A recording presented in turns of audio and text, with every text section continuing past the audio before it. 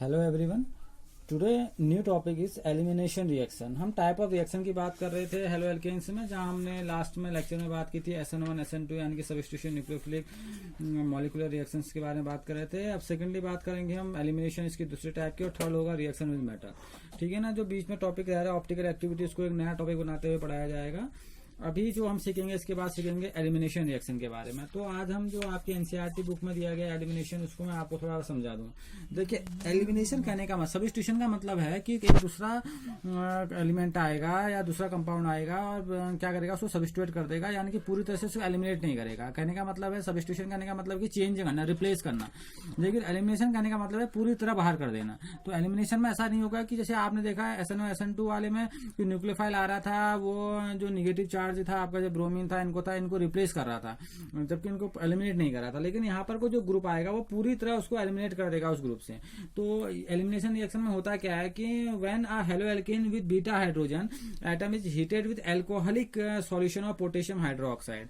देखिए, बहुत इंपॉर्टेंट बात है, यहाँ पर को अगर हमारे पास एल्कोहलिक KOH होता है तो हमेशा वो क्या देता है, आपको एलिमिनेशन रिएक्शन देता है। तो कह रहा है there the elimination of hydrogen atom from beta carbon and halogen atom from the alpha. मैं आपको इसको रिएक्शन में आपको दिखा देता हूँ, इसकी मैकेनिज्म देखो एक बार। C सिंगल बॉन्ड C, ठीक है ना, मैं इसको दिखा दे रहा हूँ आपको। यहाँ पर कोई H दिखा दे रहा हूँ, ठीक है ना, ये आपका सब H ही है। यहाँ पर कोई H ही समझना, मैं अभी आपको H इसलिए कम दिखा रहा हूँ कि अभी आपको एग्जांपल का समझ में आएगा। देखिए, यहाँ पर कोई X है, इसके यहाँ हेलोजन जुड़ा हुआ है, ठीक है ना, यहाँ पर बॉन्डिंग, यहाँ बॉन्डिंग कर दीजिए। अब देखिए, जहाँ पर कोई हेलोजन है, ये आपका कौन सा कार्बन हो गया, अल्फा। ये कौन सा कार्बन हो गया, आपका बीटा। अल्फा कार्बन हो गया, बीटा कार्बन हो गया। तो अब होता क्या एलिमिनेशन में, तो कह रहा when a halo alkane with beta, आपके पास एक हेलो एल्केन है, आपको दिख रहा है इसमें आपका हेलोजन है, एल्केन है। आपका हेलो एल्केन के रेस्पेक्ट में जो बीटा क्या कार्बन है, ठीक है ना, बीटा कार्बन है, तो उसके बाद क्या जुड़ा होगा, हाइड्रोजन। तो इसे हम क्या बोलेंगे, बीटा हाइड्रोजन, ठीक है ना। जब इसको किसके साथ ट्रीट किया जाता है, जब इसको ट्रीट किया जाता है एल्कोहलिक KOH के साथ इसको ट्रीट किया जाता है, तो ये क्या कर देता है, एलिमिनेशन कर देता है। अब एलिमिनेशन कैसे करता है, इस बात को समझना है कि एलिमिनेशन कहने का मतलब क्या है। दिया is elimination of hydrogen atom, ये हाइड्रोजन एटम का एलिमिनेशन कर देता है। और क्या होगा, हाइड्रोजन एटम का भी क्या हो जाएगा, एलिमिनेशन हो जाएगा। और जो आपका हेलोजन एटम है, यानी कि ये दोनों ग्रुप क्या हो जाएंगे, आपके एलिमिनेट हो जाएंगे, ठीक है ना। तो अब होगा क्या इस रिएक्शन में, देखना। पोटेशियम हाइड्रोक्साइड का काम क्या है, इसका काम है कि there is elimination of hydrogen atom from beta carbon. आपने बीटा कार्बन से हाइड्रोजन एटम को एलिमिनेट करना है, और अल्फा कार्बन में से आपने हेलोजन को क्या करना है, रिमूव करना है, रिप्लेस करना है, ठीक है, यानी कि पूरी तरह से एलिमिनेट करना है। तो होगा क्या, यहाँ पर को आप एक बेस ले लीजिए। माना आपका कोई बेस है, ठीक है ना, बेस का क्या काम होगा उसको देखिए। ये बॉन्ड जो आपका ये बॉन्ड है, ये बॉन्ड उठ के यहाँ जाएगा, ठीक है ना। अब ये बॉन्ड यहाँ उठ के जाएगा, तो आप देख रहे हैं ये माइनस का है, तो ये किसका हो जाएगा, पॉजिटिव का, तो ये इसके साथ निकल जाएगा। तो यहाँ पर को क्या क्रिएट होगा, डबल बॉन्ड। और देखिए, अब यहाँ पर को प्लस चार्ज आएगा, तो ये इसको लेते हुए क्या बना देगा, माइनस के चार्ज में निकल जाएगा। तो रिएक्शन क्या हो रही है, अब देखो, यहाँ पर को C था आपके पास, तो यहाँ पर को देखिए दो बॉन्ड ऑलरेडी हैं। ये देखिए दो बॉन्ड आपके ऑलरेडी यहाँ पर को आ गए। ये बॉन्ड यहाँ चला गया, तो सिंगल के बदले क्या हो गया, डबल हो गया। अब यहाँ पर को चार्ज क्रिएट होता, लेकिन इसने इसको प्लस था, यहाँ पर कोई माइनस चला गया, तो यहाँ के प्लस माइनस बराबर, क्योंकि इसने लिया माइनस का था, इसने लिया प्लस हो गया। प्लस माइनस ये बॉन्ड न्यूट्रल हो गया। दो बॉन्ड ये भी बने हुए हैं। यहाँ से X निकल गया था, यहाँ से B। अब यहाँ से क्या निकला था, इस बात को देख लीजिए। यहाँ से निकला था X माइनस होकर निकल गया था, और प्लस, और जो बेस था इसने क्या किया था, इस हाइड्रोजन को लेने का काम किया था। तो बॉन्ड क्या बन गया, B और H बॉन्ड बन गया। तो यहाँ पर को देखो, एल्केन से एल्कीन बनाने का फॉर्मेशन होता है। एलिमिनेशन में क्या बनते हैं, एल्केन से एल्कीन। आपने क्या बना दिया, एल्केन से एल्कीन बना दिया, और देखा आपने कि इसमें पूरी तरह ग्रुप क्या हो गए, एलिमिनेट हो गए। यानी कि जो आपका हाइड्रोजन एटम है, वो बीटा कार्बन में जो हाइड्रोजन जुड़ा हुआ था वो एलिमिनेट हो गया, और जो अल्फा कार्बन पर हेलोजन जुड़ा था वो भी क्या हो गया, आपका एलिमिनेट हो गया। एलिमिनेट होने के बाद एल्केन ने क्या दे दिया, आपको एल्कीन दे दिया। तो एल्केन से एल्कीन बनाने की बात आती है। बी यहाँ पर को बेस है, आपको बात समझ में आना चाहिए। जो एक्स है आपका लिविंग ग्रुप है। लिविंग ग्रुप कहने का मतलब है कि जो ग्रुप क्या हो रहा होगा, एलिमिनेट हो रहा होगा, तो इसे बोला जाता है एलिमिनेशन रिएक्शन, ठीक है ना। आप एक बात याद रखिए, यहाँ पर को कुछ देखने की चीज क्या है, जब एल्कीन एक प्रोडक्ट के फॉर्म में बन रहा है, ठीक है ना, तो कहेंगे since beta hydrogen atom is involve in elimination. तो बीटा का जो हाइड्रोजन एटम है वो क्या, उसने क्या स्टार्ट की, उसने स्टार्ट किया, एलिमिनेशन होना स्टार्ट किया। तो इसे बोला जाता है बीटा एलिमिनेशन। क्या बोला जाएगा इसको, बीटा एलिमिनेशन। आप बोलेंगे इसको बीटा एलिमिनेशन। ये आपका क्या हो गया, बीटा एलिमिनेशन बोला जाता है इसको, ठीक है ना। ये बड़ी इंपोर्टेंट बात यहाँ से निकल के आती है। अब ये चीजें आप कहाँ देखा था आपने, अगर आपको याद हो क्लास 11th में जब आपने हाइड्रोकार्बन वाले चैप्टर पढ़ा था जनरल ऑर्गेनिक केमिस्ट्री, वहां आपने पढ़ा था सेडजेफ रूल। तो सेडजेफ रूल क्या कहा था, most alkyl substituted alkene are most stable, most alkyl substituted alkenes are most stable, यानी कि जिनके पास सबसे ज्यादा एल्कीन होती हैं वो एल्कीन, जिनके पास सबसे ज्यादा एल्काइल ग्रुप होता है, जिस एल्कीन के पास, जिस डबल बॉन्ड के बाद सबसे ज्यादा एल्काइल ग्रुप होते हैं वो सबसे ज्यादा स्टेबल होती है। तो ये सेडजेफ रूल आपने पढ़ाया, तो ये किसके लिए बताता था, स्टेबिलिटी बताता था एल्कीन की। तो हम कह सकते थे possibility of formation of more than one alkene due to the availability of more than one hydrogen atom. अगर आपको एल्कीन और बनानी है यानी कि आपके पास और ज्यादा क्या होना चाहिए, बीटा हाइड्रोजन अवेलेबल होने चाहिए, ठीक है ना। Usually one alkene is formed as a major product, इसमें एक ही एल्कीन क्या बनाती है, मेजर प्रोडक्ट बनाती है, एक माइनर बना देगी। आप इस बात को समझना। तो कह दिया is a part of pattern first observe Russian chemist Zaitsev. Zaitsev ने पहली बार इसको 1875 में रिकॉग्नाइज किया था कि कैसे ये चीजें होती हैं। तो इन्होंने क्या बोला था, इन डाई हाइड्रो हेलोजिनेशन, इनको देखो क्या बोला गया, इन डाई हाइड्रो हेलोजिनेशन। हाइड्रो क्यों, यहाँ पर हाइड्रोजन भी है हेलोजन भी है और दोनों ग्रुप एक साथ क्या हो रहे हैं, एलिमिनेट हो रहे हैं। तो क्या बोला जाएगा, in dehydrohalogenation reaction the preferred product is that alkene which are the greater number of alkyl group attached due to the double bonded carbon atom.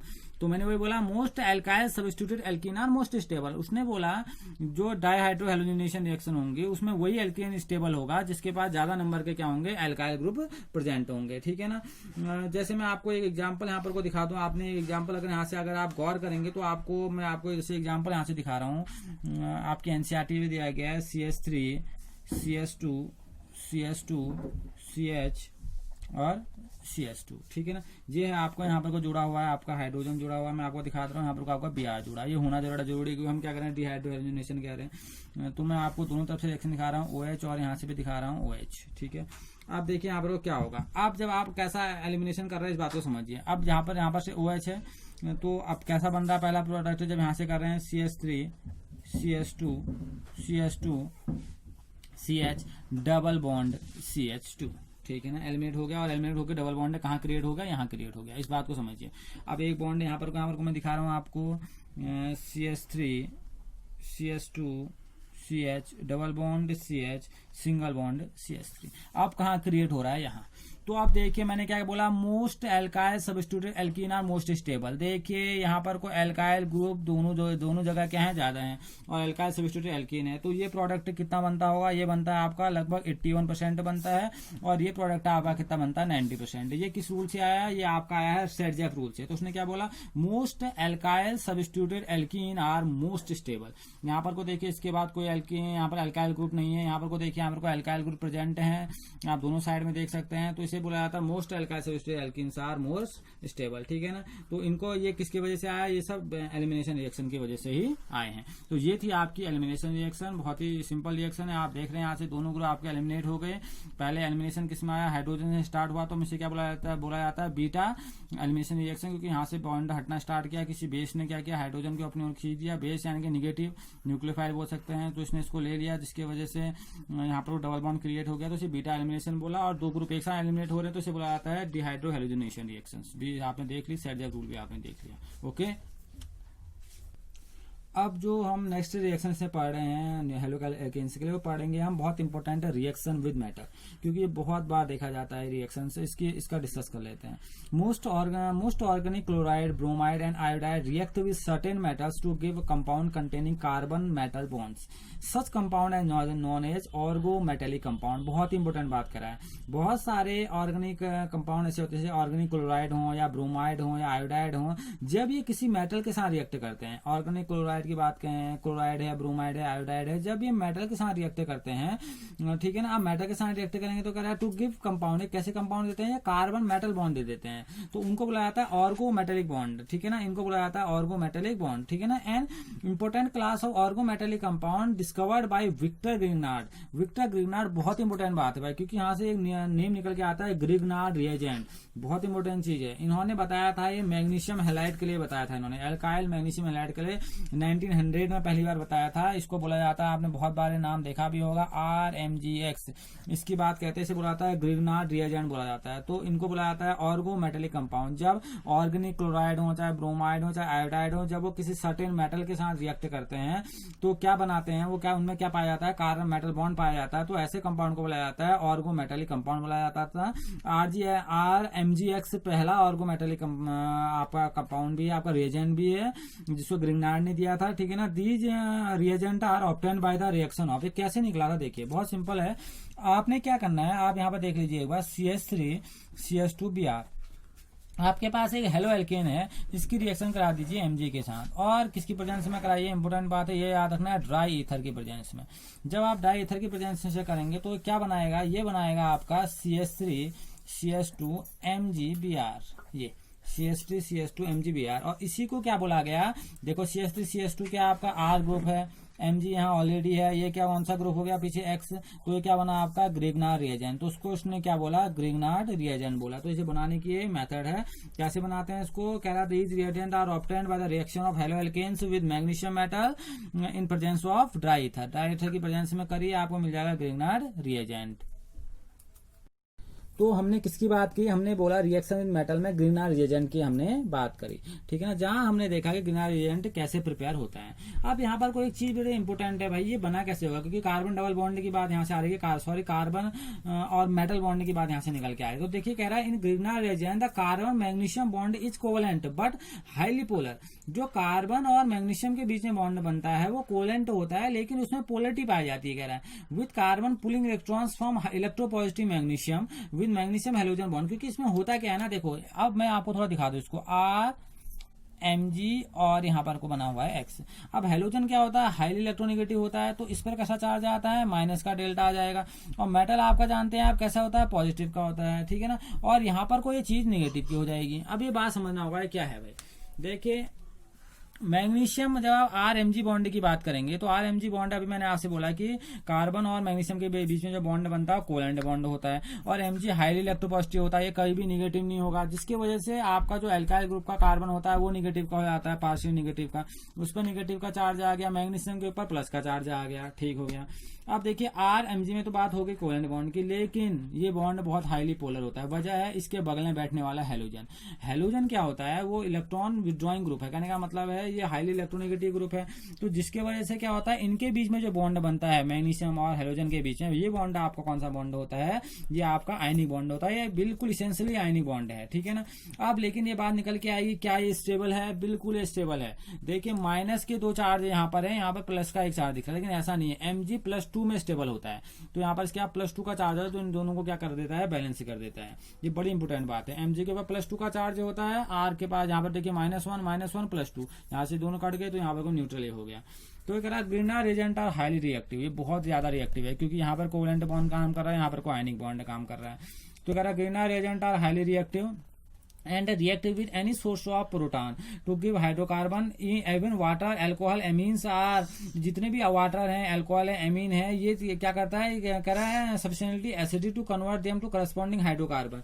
अगर जैसे मैं आपको बहुत इतना कितना रिएक्टिव है, आप बात समझिए इस चीज को। जैसे मैंने RMGX की रिएक्शन करा दी वाटर के साथ, ठीक है ना, जैसे वाटर के साथ करा देंगे तो तुरंत क्या बना देता है, हाइड्रोकार्बन बना देता है। तो देखिए तुरंत क्या बना देता है, RH हाइड्रोकार्बन बना देता है और निकाल देता है इसको अलग से। ये तो फिर आपका बाइनरी कंपाउंड बन गया। ये देखिए इसने क्या बना दिया, हाइड्रोकार्बन, यहाँ पर कोई एल्केन बना दिया। तो एल्केन बनाने कितने, आप वाटर के साथ रिएक्ट करा दीजिए, अल्कोहल के साथ करा दीजिए, एमीन्स के साथ करा दीजिए, जैसे इनके साथ रिएक्ट कराएंगे तुरंत क्या दे देता है, ये आपको देता है हाइड्रोकार्बन। यानी कि अगर आपने यहाँ पर करा दिया, यहाँ पर आपको CH4, अगर CH3 MgBr है तो यहाँ पर CH4 बन चुका है। तो देखिए कितना इंपोर्टेंट रिएक्शन है, ठीक है। It is therefore necessary to avoid even trace of moisture from the Grignard reagent. और दूसरी बात ये कि हमें एक चीज बड़ा इंपॉर्टेंट याद रखना है कि यहाँ पर ग्रिग्नार्ड रिएजेंट से हमने मॉइस्चर को अलग करना होगा, ठीक है ना। मॉइस्चर की प्रेजेंस में इसकी रिएक्टिविटी में फर्क पड़ जाता है, तो इसमें इसलिए इसको याद रखना चाहिए, हमें जरूरी है कि इसमें मॉइस्चर ना हो।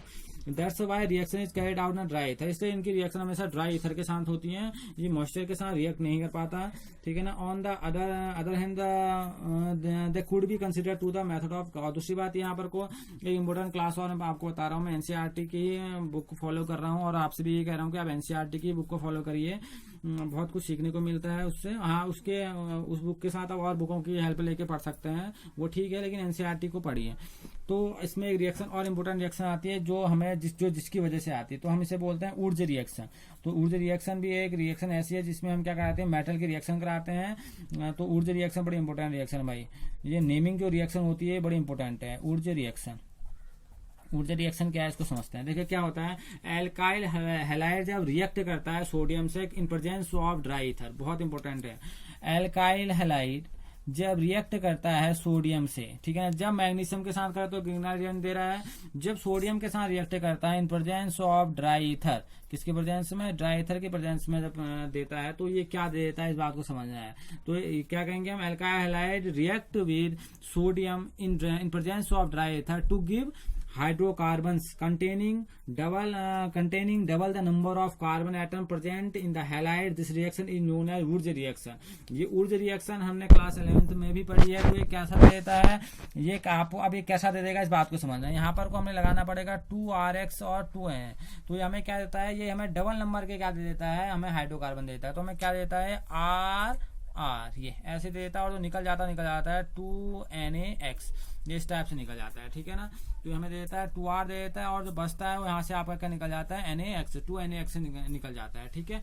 तो एल्काइल हैलाइड के जब रिएक्ट करता है सोडियम के साथ in presence of dry ether, तो हमें कहता है to give hydrocarbon containing double the number of carbon atom. ये कैसे नंबर के कार्बन आइटम दे रहा है, डबल नंबर के कार्बन आइटम दे रहा है, और किसकी प्रेजेंस में दे रहा है, जब यहाँ पर कोई इसमें हैलाइड प्रेजेंट हो। देखो हैलाइड यहाँ पर था आपका, उसने क्या दिया यहाँ से डबल नंबर के, आपको दिख रहा है double the number of carbon item, ठीक है ना, जो किसकी प्रेजेंट में था, हैलाइड की प्रेजेंट में था। तो इस रिएक्शन को बुलाया जाता है ऊर्जा रिएक्शन। ये इंपोर्टेंट रिएक्शन है, ये भी मेटल की प्रेजेंस में हो रही है, इसको याद रखिएगा, ये इंपोर्टेंट रिएक्शन है। तो जब ये सोडियम के साथ होगी तो ऊर्जा होगी, और जब मैग्नीशियम के साथ होगी तो आप देखिए यहाँ पर ग्रीनर रिएजेंट आपका बन रहा है। ये भी आपको क्या देते हैं, एल्केनी आपको दे रहे हैं, ये भी ऐसा है आपको ये प्रोडक्ट दे रहा है। अगर हम इसको देखेंगे तो अगर यहाँ पर को आप कहेंगे भाई हमने एक ले लिया CH3, दूसरा ही बना दिया हमने CH3, तो क्या बन जाएगा, C2H6।